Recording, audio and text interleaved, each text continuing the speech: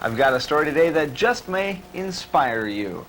On May 17, 1995, Bob and Claire Rogers of Dungeness left their Maine's farm home to embark on a bicycle trek that would take them through 26 states, mostly around the perimeter of the U.S. It would last 395 days, and they would log 14,000 miles on their tandem bicycle. They didn't do it to raise money for anyone or to make a statement. They did it solely to realize a dream brought forth in part by the death of Claire's mother. We knew there were some things that she had left undone, things that she wanted to do, dreams that she did not fulfill, and that was very powerful, that experience for us. And we decided at that point that we were not going to put everything off, that there were some things that deserved to be done now.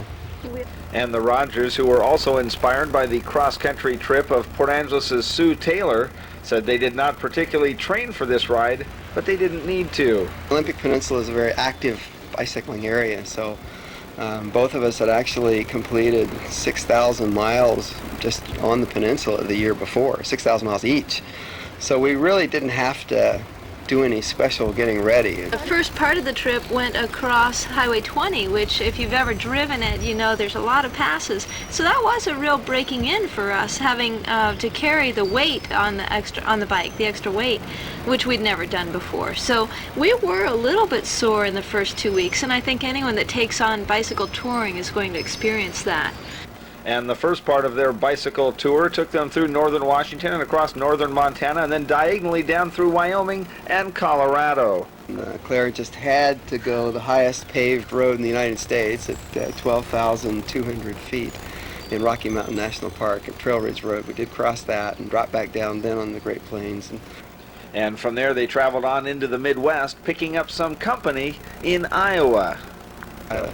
A friend in Iowa and did a ride called, an organized ride called the Ragbri. It's the Register's great annual ride across Iowa, and it's 10,000 people taking a week to cross the state of Iowa, and it's a big rolling party. All the little towns everybody comes out and provides food and music, and it's really kind of fun. It was a break after, just being pretty much alone on the road for all that period of time.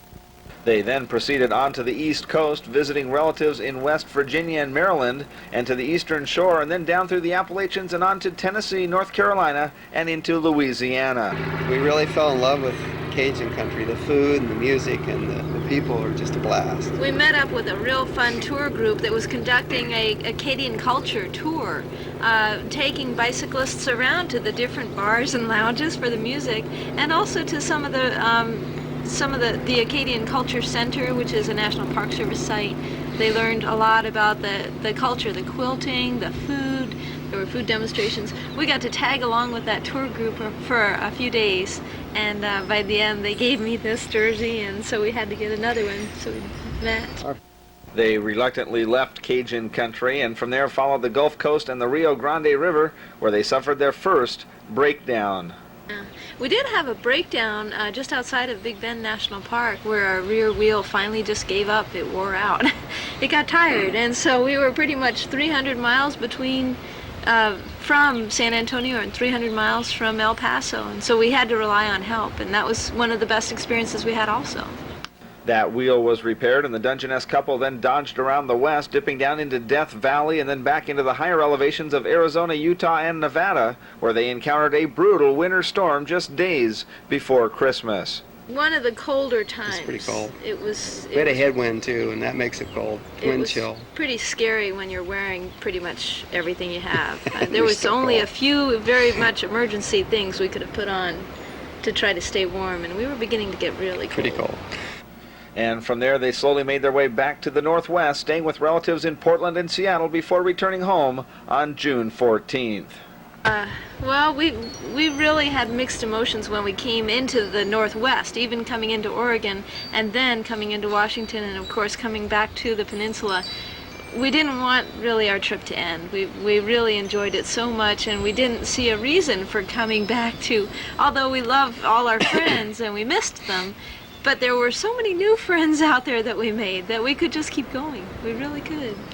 And the Rogers, who have kept going, continuing their cycling pace, even completing the Seattle to Portland ride only days after returning home, said the trip was not only a realization of their own dreams about seeing the country in a manner like no other, but that it changed their view on America in a very positive way.